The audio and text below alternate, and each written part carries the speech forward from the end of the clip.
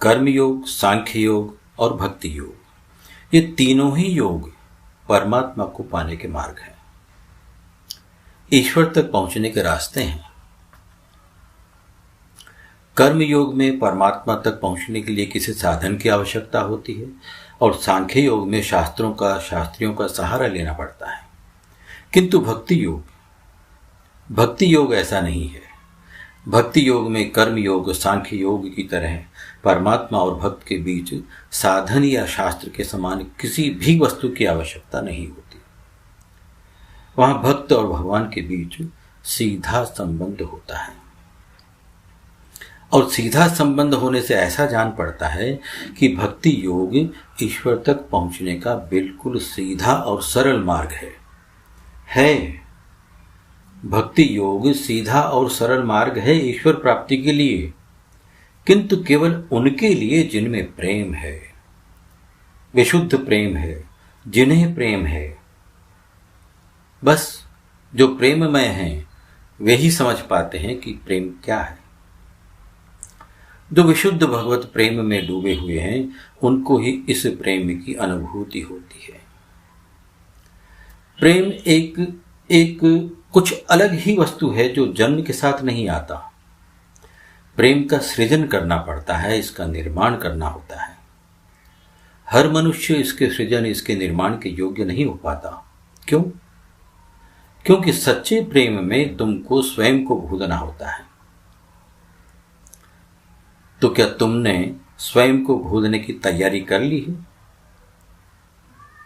मनुष्य को यह विचार करना चाहिए कि क्या वह प्रेम का सृजन करने लायक है। और तुम जिसे प्रेम कहते आए हो, समझते आए हो, क्या वह सच्चा प्रेम है?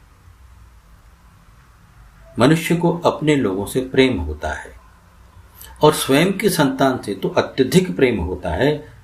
और वो संतान अगर बहुत बड़ा इंसान बन जाए, बहुत बड़ा आदमी बन जाए, प्रसिद्धि प्राप्त कर ले, तो उसके प्रति, उस संतान के प्रति प्रेम और बढ़ जाता है।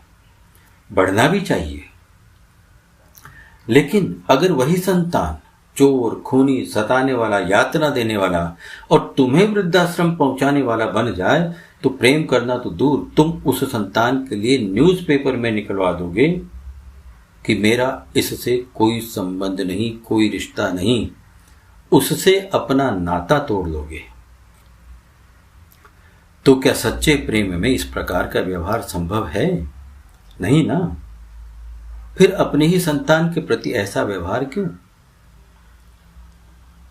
वो इसलिए कि जब वह छोटा था तब उससे आपको अनेक अपेक्षाएं थी, आशाएं थी, तो उसके लिए आपके मन में प्रेम जागा।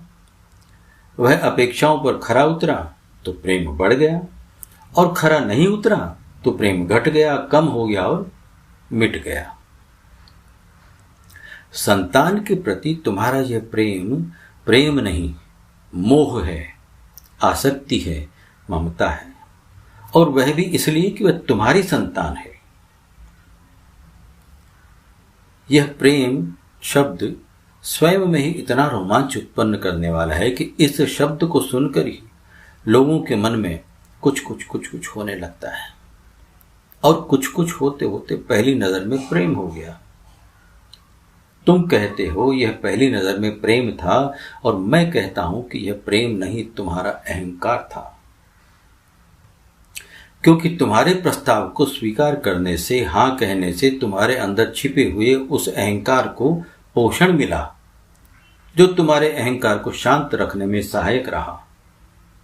मान लो अगर तुम्हारे प्रस्ताव को नामंजूर कर दिया होता, ठुकरा दिया जाता, तो क्या तब भी जिसे तुम प्रेम कह रहे हो वह प्रेम रहता?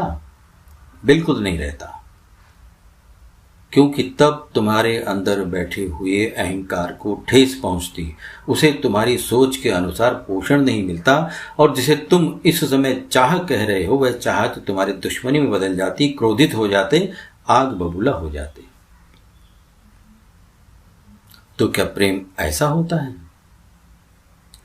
आकर्षण को प्रेम का चोगा पहना दिया, आकर्षण को प्रेम का चोगा पहना दिया। किसी वस्तु की चाह या किसी वस्तु का प्रिय लगना उसके प्रति प्रेम नहीं, वह वस्तु के प्रति आसक्ति है, मोह है, आकर्षण है जो तुम्हें दिखाई नहीं देता। प्रेम में वैमनस्य तो हो ही नहीं सकता। कैसा प्रेम जिसमें वैमनस्य हो? सच्चे प्रेम में कोई छोटा बड़ा नहीं होता, सब एक समान होते हैं। जहां प्रेम है वहां केवल प्रेम ही प्रेम होता है, किसी और के लिए स्थान ही नहीं। वहां कोई अपना नहीं, पराया नहीं। प्रेम वास्तव में निर्मोही है, निर्मोही है प्रेम। रत्ती भर भी मोह नहीं रहता प्रेम में। प्रेम में त्याग है, समर्पण है। देखिए, सूर्य उदय होता है, सूर्य अस्त होता है। आप यह जान चुके हैं कि सूर्योदय और सूर्यास्त केवल एक अवस्था का नाम है। सूर्य कहीं चला नहीं जाता, उसका अस्तित्व ज्यों का त्यों बना रहता है। जिसे हम जानते हैं उसे सीमा में बांध सकते हैं, नाम दे सकते हैं, किंतु जिसका आरंभ नहीं, निश्चित रूप से उसका अंत भी नहीं, उसे सीमा या परिधि में नहीं बांधा जा सकता। बांधना संभव ही नहीं। अस्तित्व की सीमा या परिधि नहीं होती। हाँ, अस्तित्ववान की सीमा या परिधि हो सकती है। पुष्प, चंद्रमा, संगीत, कविता, चेहरा, पर्वत, नदी, झरना, इंद्रधनुष, ये सभी सुंदर हैं। पर क्या सौंदर्य को देखा है कभी? बांध सके हो उसे? सौंदर्य की सीमा क्या है, परिधि क्या है, मापा है कभी? प्रकाश को देखा है, छुआ है कभी? क्या गंध को सीमा या परिधि में बांधा है कभी, या बांध सके हो कभी?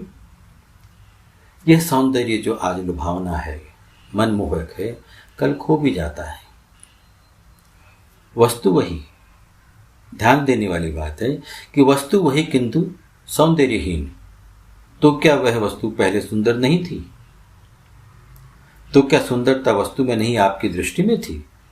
जो आपने जैसा सोचा वैसा उसे पाया, तब सौंदर्य था। जो अब आपकी अपेक्षाओं के अनुरूप नहीं है तो खो गया। किंतु जो पहले था और अब खो गया है, क्या आपने उसे देखा था? सौंदर्य की कोई पहचान, कोई आकृति नहीं। सौंदर्य को देखी हुई वस्तु नहीं, किंतु पहचानते हैं उसे। चंद्रमा सुंदर, सूर्य सुंदर, पुष्प सुंदर, नदी भी सुंदर, पर्वत सुंदर, वह झरना भी सुंदर। यह कैसे होता है? सौंदर्य है क्या? क्या है सौंदर्य? सौंदर्य फूल में है, किंतु जब सूख गया तो नहीं। नदी सुंदर है, किंतु पानी नहीं तो सुंदर नहीं। इसका अर्थ ये है कि सौंदर्य फूल, नदी, पर्वत, झरना इनसे अलग है। किसी की आंख सुंदर लगती है, बहुत सुंदर लगने लगती है, आंखों से प्रेम हो जाता है। अलग अलग उपमाएं दी जाती है सुंदर आंखों को, कमल नयन, मृग नयनी। और जब क्रोध हो तो डरावनी और भयंकर रूप ले लेती है आंखें। आंखें लाल हो जाती हैं, खून उतर आता आंखों में। तो जिन आंखों से प्रेम हो गया था, जिनसे प्रेम और सुंदरता छलकती थी, अब आग उगलने लगी। तो क्या आंखें सुंदर नहीं? सौंदर्य को परिभाषित नहीं किया जा सकता, किंतु सुंदरता अपनी ओर आकृष्ट करती है। दिखावा छलावा करता है मनुष्य। मनुष्य दिखावा छलावा करता है इस आकर्षण को प्रेम नाम देकर। बहुत सी बातें हैं बहकाने के लिए, इस आकर्षण को प्रेम बताने के लिए, बनाने के लिए। कहते हैं प्रेम अंधा होता है। अंधा होता नहीं, अंधा बताने का नाटक करता है मनुष्य। प्रेम तो अंधकार दूर करता है, उजाला है प्रेम, प्रकाश पुंज है प्रेम, समग्रता और संपूर्णता का द्योतक है प्रेम। प्रेम है प्रेमल हो जाना, प्रेममय हो जाना, उसका दूसरे का हो जाना, स्वयं को भूल जाना, स्वयं को भूलकर स्वयं को उसमें दूसरे में विलीन कर देना। और वास्तव में अब वहां दूसरा तो कोई बचता ही नहीं। प्रेम निष्पाप है। मोह को निष्पाप नहीं कह सकते। जब कोई किसी से निष्पाप प्रेम करता है तो वास्तव में उसके प्रति, यानी जिससे प्रेम करता है उसके प्रति पूर्ण समर्पित होना ही प्रेम है। उसके अतिरिक्त कुछ भी न चाहना प्रेम है। स्वयं को भूल जाना ही विशुद्ध प्रेम है। और यह विशुद्ध प्रेम बिना किसी अपेक्षा, बिना किसी चाह के होता है। इसकी कोई सीमा, कोई परिधि नहीं होती। प्रेम संकीर्णता नहीं, विशालता का नाम है। प्रेम अपेक्षा नहीं, समर्पण का नाम है। प्रेम पाने का नहीं, त्यागने का नाम है। समग्रता और व्यापकता है प्रेम। जिससे प्रेम है बस उसकी दुनिया उसी तक, न उससे कम न अधिक, न उससे आगे न पीछे। उसे पा लेना नहीं, उसका हो जाना प्रेम है। दो नहीं रहकर एक ही रह जाना, साथ न होकर भी भिन्नता का अनुभव नहीं होना प्रेम है। यह निष्पाप प्रेम ही भक्ति है। यह निष्पाप प्रेम ही भक्ति है। भक्ति हमेशा ईश्वर से किया जाने वाला प्रेम है। यहाँ ईश्वर के अतिरिक्त और कुछ भी नहीं, सब कुछ ईश्वर, स्वयं भी नहीं। ईश्वर और भक्त के बीच का यह संबंध एक खास विशेष अपनत्व और माधुर्य लिए हुए होता है। भक्त अपना कर्तव्य और जीवन ईश्वर के लिए ही मानता है। ऐसा करने में उसे आनंद की प्राप्ति होती है, संतोष मिलता है, वह प्रफुल्लित होता है और बार बार ईश्वर को प्रसन्न करने के लिए कुछ न कुछ करते ही रहता है और प्रसन्नता को प्राप्त होते रहता है। बस एक शर्त है, इस प्रेम की एक शर्त है। इसे पाने के लिए मैं नाम की मटकी फोड़नी पड़ती है। मैं नाम की मटकी जब फूट जाती है तो यह मन मक्खन बन जाता है, जैसे मीराबाई के साथ हुआ। भगवान श्री कृष्ण ने श्रीमद् भगवद गीता में कहा है कि जो जैसे भजता है भगवान उसे उसी रूप में मिलते हैं। ये यथा माम प्रपद्यन्ते तांस तथैव भजाम्यहम् मम वर्तमानुवर्तन्ते मनुष्याः पार्थ सर्वशः। यानी हे प्रथानंदन, जो भक्त जिस प्रकार मेरी शरण लेते हैं मैं उन्हें उसी प्रकार आश्रय देता हूं, क्योंकि सभी मनुष्य सब प्रकार से मेरे मार्ग का अनुसरण करते हैं। मीराबाई भक्ति काल की एक ऐसी संत हैं जिनका सब कुछ कृष्ण के लिए समर्पित था। मीराबाई की भक्ति की ऐसी चरम अवस्था कम ही देखने को मिलती है। उनके लिए यह समर्पण शरीर, मन और भावनाओं से परे एक ऐसी अवस्था, ऐसे धरातल पर पहुंच गया जो बिल्कुल अलग था। जहां यह अवस्था, यह धरातल ही उनके लिए एक परम सत्य बन गया। वे श्री कृष्ण को अपना पति मानती थी। वो श्री कृष्ण जो विसंगतियों के साधक हैं और षोडश कला अवतार हैं। वे रागी भी हैं, वैरागी भी हैं, योगी भी हैं, भोगी भी हैं, नर भी हैं, नारायण भी हैं, इकाई भी हैं, अनंत भी, रण विजय भी, रणछोड़ भी, विराट भी हैं, सूक्ष्म भी हैं, चक्रधर भी, मुरलीधर भी। वे नाचते गाते हैं और रौद्र रूप भी दिखाते हैं। ऐसा ही प्रेम, मीरा जैसा प्रेम, ऐसा ही प्रेम भगवान श्री कृष्ण और विदुरानी के बीच था। बस सब कुछ हमारी सोच पर निर्भर है कि हम क्या चाहते हैं। ईश्वर के प्रति पूर्ण समर्पित प्रेम ही भक्ति है। इसीलिए कहा है सबसे ऊंची प्रेम सगाई। जय श्री कृष्ण।